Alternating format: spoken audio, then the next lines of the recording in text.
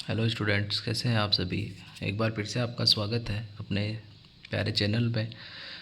जैसा कि आप सभी को पता है कि अपन ने मेंटल हेल्थ नर्सिंग यानी साइकेट्रिक नर्सिंग का जो पूरा रिवीजन कर रहे हैं, तो उसी के आगे की कड़ी में अपन आज एक नया वीडियो अपलोड कर रहे हैं, जिसके अंदर अपन डिस्कशन करेंगे clinical feature of mental disorder या फिर टर्मिनोलॉजी, बेसिक जो टर्मिनोलॉजी होती है उन सब के बारे में, जिससे कि एग्ज़ाम में साइकेट्रिक नर्सिंग से जो क्वेश्चन बनता है वो इन टर्मिनोलॉजी से ही बनता है।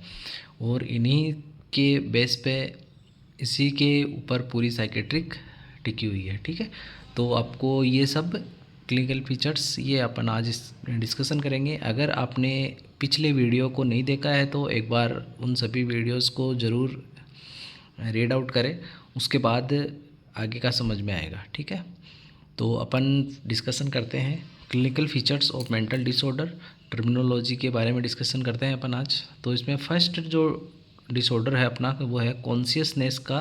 सबसे पहले अपन कॉन्शियसनेस के डिसऑर्डर के बारे में डिस्कशन करते हैं। तो कॉन्शियसनेस के जो डिसऑर्डर में फर्स्ट जो डिसऑर्डर आता है वो क्लाउडेड ऑफ कॉन्शियसनेस। क्लाउडेड का मतलब क्या होता है? क्लाउडेड का मतलब क्या होता है कि जैसे कि धुंधला, बादल छा जाना, यानी कि जो धुंधलापन होता है उसको अपन क्या बोलते हैं? क्लाउडेड बोलते हैं। तो इसके अंदर क्या होता है कि इसके अंदर जो कॉन्शियसनेस होती है उसके अंदर क्या हो जाता है? क्लाउडी हो जाती है। पेशेंट की जो कॉन्शियसनेस है वो क्लाउडी हो जाती है, जिसको अपन क्या बोलते हैं? क्लाउडेड ऑफ कॉन्शियसनेस बोलते हैं। इसको अपन एक टर्म से और बोलते हैं, इसको also known as brain fog या मेंटल फॉग के नाम से भी जानते हैं। ये भी बहुत बार पूछा गया है। और जो क्लाउडेड ऑफ कॉन्शियसनेस है ये मोस्ट कॉमनली किस में दिखाई देता है? ये जो क्लिनिकल फीचर है डिलीरियम का। ठीक है, ये डिलीरियम के अंदर ये मोस्ट कॉमन दिखाई देता है। और ये मोस्ट कॉमनली जो आईसीयू पेशेंट्स जो होते हैं उनके अंदर भी ये देखने को मिलता है। फिर नेक्स्ट आपकी टर्म आती है कन्फ्यूजन। ये अपन डिसऑर्डर किसके पढ़ रहे हैं? कॉन्शियसनेस के डिसऑर्डर पढ़ रहे हैं। उसी के अंदर सेकंड है कन्फ्यूजन। तो कन्फ्यूजन का मतलब क्या होता है कि जो पर्सन है उसका जो माइंड है वो क्लियर नहीं हो पाता है।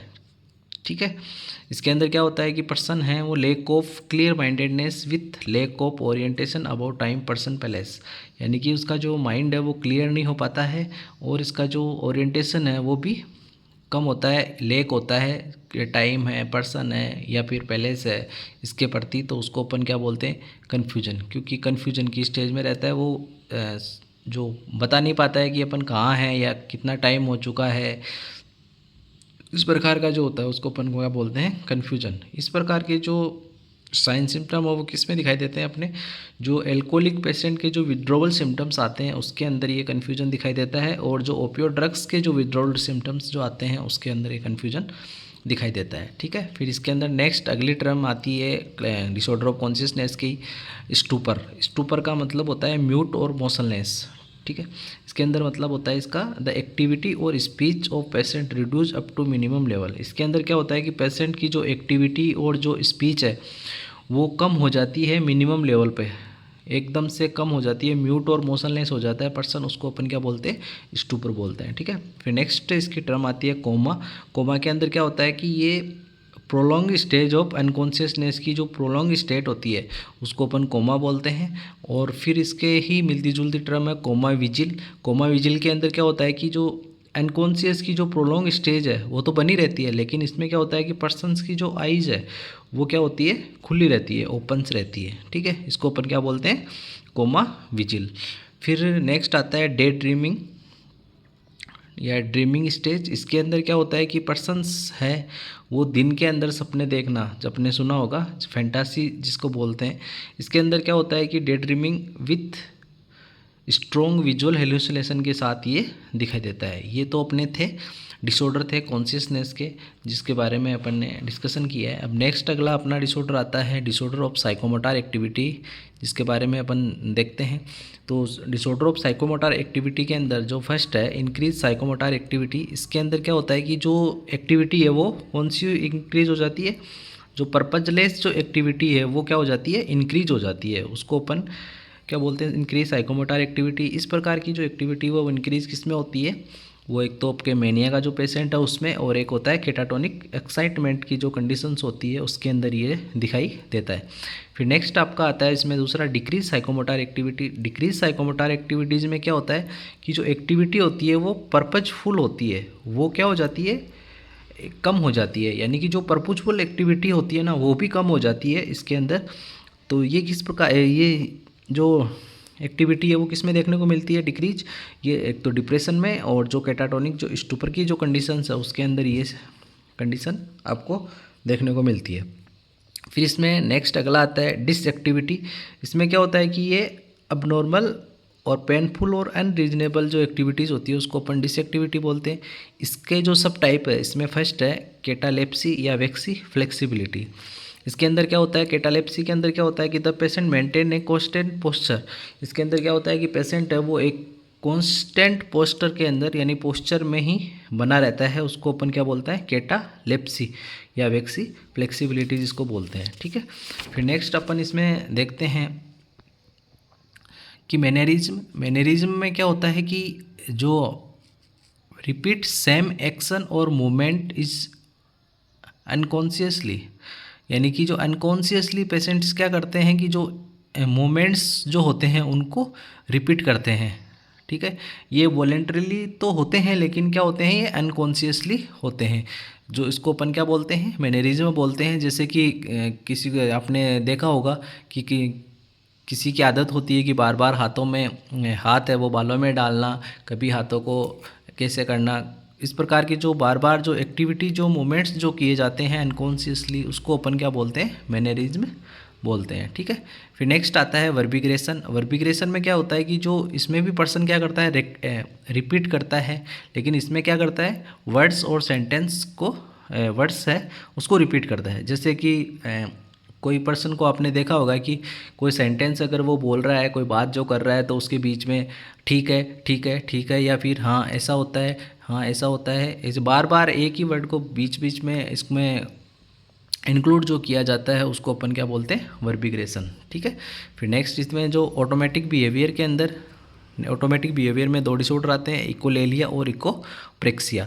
तो इकोलेलिया जो होता है इसके अंदर जो पेशेंट है वो रिपीट करता है same word which are here, यानी कि वो पेशेंट है वो सेम वर्ड को रिपीट करता है जो उसको सुनता है, यानी फिजिशियन के द्वारा या फिर किसी के द्वारा वो सुनता है उन्हीं वर्ड्स को वापस रिपीट करता है। जैसे कि अगर आपने पेशेंट से पूछा आपका क्या नाम है, तो पेशेंट का रिप्लाई क्या होगा, आपका क्या नाम है।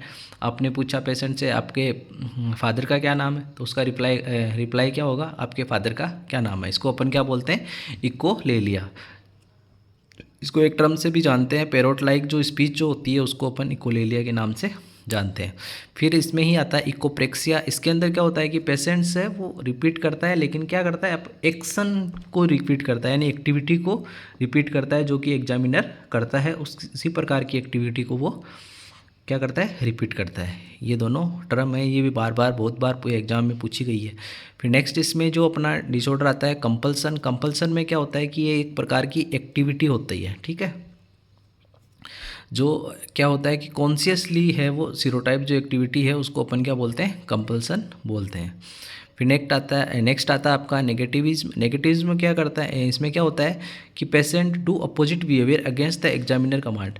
एग्जामिनर की कमांड के अपोजिट जो बिहेवियर शो करता है पेशेंट उसको अपन क्या बोलते हैं, नेगेटिविज्म बोलते हैं। इसके अंदर जैसे कि एग्जामिनर ने पेशेंट्स को कहा बैठ जाओ, तो वो क्या होता है, खड़ा हो जाता है, और फिर पेशेंट को बोलते हैं कि चलने के लिए बोलते हैं कि आप थोड़ा चल के आओ, तो वो क्या करता है, वहीं रुक जाता है या बैठ जाता है, यानी कि जो इसको कमांड दी जाती है उसके अपोजिट वो काम करता है। उसको बोलते हैं कि आप ये काम मत करो तो वो उस काम को करता है। ठीक है, इसको क्या बोलते हैं, नेगेटिविज्म बोलते हैं। ठीक है, फिर नेक्स्ट आपका आता है वॉयलेंस। वॉयलेंस के अंदर क्या होता है कि किसी भी प्रकार का एक्शन जिसमें कि दूसरों को हार्म पहुंचाई जाती है उसको अपन क्या बोलते हैं, वॉयलेंस बोलते हैं। और इसी के अंदर आता है सुसाइड। सुसाइड के अंदर क्या होता है, खुद को जो हार्म पहुंचाई जाती है या किल किया जाता है ऑन सेल्फ को, उसको अपन सुसाइड बोलते हैं। अब इसमें एक टर्म आती है कैटाप्लेक्सी। ठीक है, तो कैटाप्लेक्सी में क्या होता है कि किसी भी प्रकार का जो साइकोजेनिक ट्रॉमा या इमोशनल ट्रॉमा के बाद जो पेशेंट्स है वो अपनी जो मसल टोन को लॉस कर देता है कुछ समय के लिए, उसको अपन क्या बोलते हैं, कैटाप्लेक्सी बोलते हैं। ठीक है, फिर नेक्स्ट अपना अगला जो डिसऑर्डर आता है वो आता है परसेप्शन का। तो परसेप्शन का डिसऑर्डर अपन ने जो माइंड्स के कंपोनेंट्स पढ़े थे उसके अंदर अपन ने देखा था परसेप्शन के दो डिसऑर्डर होते हैं, हेलुसिनेशन और इल्यूजन। तो इसके अंदर जो हेलुसिनेशन इल्यूजन अपन ने उसमें देख लिया था। अगर आपने वो वीडियो नहीं देखा है तो एक बार इसको रिपीट कर लेना। और इसके अंदर अपन कुछ स्पेशल जो हेलुसिनेशंस होते हैं उनको अपन डिस्कशन कर लेते हैं, जिसमें पहला आता है फैंटम लिम्ब। इसके अंदर क्या होता है कि पर्सन है वो एम्पुटेटेड लिम्ब जो पेशेंट होते हैं उनके अंदर ये सबसे ज़्यादा दिखाई देता है। इसमें जो क्या होता है कि पैर के कटने के बाद भी उसको पैर का होने का एहसास जो होता है उसको अपन क्या बोलते हैं, फैंटम लिम्ब हेलुसिनेशन के नाम से जानते हैं। फिर नेक्स्ट इसमें आता है आपका हिप्नोगोगिक हेलुसिनेशन। इस प्रकार का जो हेलुसिनेशन है वो पेशेंट्स को दिखाई देता है स्लीप से जाने से पहले। जो हेलुसिनेशन जो दिखाई देता है उसको अपन हिप्नोगोगिक हेलुसिनेशन कहते हैं। और जो हिप्नोपोम्पिक जो हेलुसिनेशन है वो कब दिखाई देता है, आफ्टर अवेकनिंग, यानी कि उठने से जो पहले जो हेलुसिनेशन दिखाई देता है उसको अपन क्या बोलते हैं, हिप्नोपोम्पिक। और इसमें एक टर्म है फॉर्म्ड विजुअल हेलुसिनेशन, जो है ना वो किस में दिखाई देती है, ऐसे पर्सन्स में दिखाई देती है जिसमें कि टेम्पोरल जो लोब होता है उसके अंदर किसी भी प्रकार का कोई लीजन हो जाने की वजह से जो हेलुसिनेशन जो दिखाई देता है उसको अपन फॉर्म्ड विजुअल हेलुसिनेशन कहते हैं। ठीक है। फिर नेक्स्ट अपना आता है इसमें डिसऑर्डर ऑफ मेमोरी, जो कि अपन ने माइंड के कंपोनेंट्स में देख लिया था। और फिर आता है डिसऑर्डर ऑफ अटेंशन, ये भी अपन ने माइंड्स के कंपोनेंट्स के दौरान देख लिया था इसके डिसऑर्डर भी। डिसऑर्डर ऑफ इंसाइट का डिसऑर्डर है वो भी अपन ने उसमें देखा था। तो इसमें अपन देख लेते हैं इंसाइट जो अब्सेंट होती है वो साइकोसिस की जो कंडीशंस होती है उसके अंदर इंसाइट अब्सेंट होती है, और जो इंसाइट प्रेजेंट होती है वो न्यूरोसिस की जो कंडीशंस होती है उसके अंदर ये इंसाइट प्रेजेंट होती है। और फिर अपन अगला देखते हैं डिसऑर्डर ऑफ जजमेंट के अंदर जो डिसऑर्डर है इसके अंदर जो जजमेंट है वो लॉस किस में होता है, जो साइकोसिस की जो कंडीशन होती है उसमें जजमेंट लॉस होता है। और जो जजमेंट प्रेजेंट किस में होता है, जो न्यूरोसिस की कंडीशन होती है उसमें जजमेंट प्रेजेंट होता है, इंटेक्ट होता है। जो जजमेंट है वो 3 प्रकार के जजमेंट होते हैं, एक तो टेस्ट जजमेंट, एक पर्सनल जजमेंट, एक सोशल जजमेंट। टेस्ट जजमेंट के अंदर क्या होता है कि पर्सन्स को किसी प्रकार की कोई एक सिचुएशन दी जाती है कि अगर आपके सामने कोई जैसे मान लो कि रोड ट्रैफिक एक्सीडेंट हो गया तो आप उस सिचुएशन को आप कैसे हैंडल करोगे, कैसे जज करोगे। तो इस प्रकार की जो आपको सिचुएशन देख के जो जजमेंट चेक किया जाता है उसको अपन टेस्ट जजमेंट बोलते हैं। और पर्सनल जजमेंट के अंदर क्या करते हैं कि इसको खुद के फ्यूचर प्लान के बारे में पूछा जाता है कि आपके फ्यूचर प्लान्स के बारे में आपका क्या है, सोचना है, समझना है। तो उस प्रकार के जो जजमेंट चेक किए जाते हैं वो पर्सनल जजमेंट होते हैं। और फिर नेक्स्ट आता है सोशल जजमेंट के अंदर क्या होता है कि इस प्रकार के जजमेंट में जो सोशल इश्यूज और सिचुएशंस होती है उसके बारे में पर्सन से बात की जाती है। उस प्रकार के जो टेस्ट किए जाते हैं उसको अपन सोशल जजमेंट के नाम से जानते हैं। और आगे के जो अपने डिसऑर्डर रह गए एक तो डिसऑर्डर ऑफ थॉट रह गया और एक अपना डिसऑर्डर ऑफ इमोशन और अफेक्ट रह गया। ये डिसऑर्डर अपन अगले वीडियो में देखेंगे। तो अगर आपने पहले के जो प्रीवियस वीडियो जो मैंने डाल रखे हैं वो अगर वो नहीं देखे हैं तो एक बार उसको ज़रूर रीड करना। और इन जो आज जो अपने टर्मिनोलॉजी और जो क्लिनिकल फीचर्स जो डिस्कशन किए हैं इनको आप एक बार अच्छे से रीड करके उनके क्वेश्चन आंसर्स को निकालने की कोशिश करना। अगर फिर भी आपके अगर कोई प्रॉब्लम है या फिर कोई समझ में नहीं आ रहा है तो एक बार कमेंट बॉक्स में कमेंट ज़रूर छोड़ना। Thank you.